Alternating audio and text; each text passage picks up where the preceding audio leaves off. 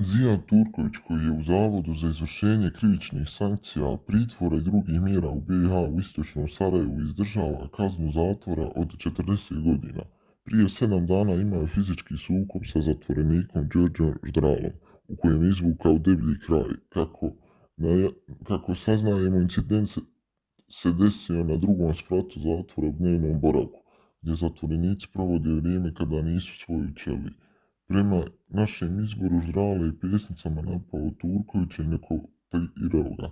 Tuča je trajala nekoliko minuta dok nisu stigli zatvorski čuvari koji su ih razdvojili. Turković je potom odveden u ambulantu gdje su mu sanirane modrice, radi se o lakšim povredama dok je Ždrale vraćen u ćeliju.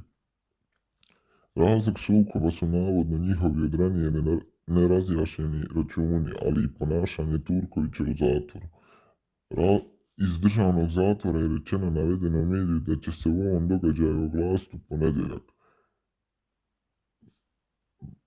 Podsjetimo, vijeće našeg suda BiH 2015. godine je Turkoviću presudilo kaznu od 40 godina zatvora.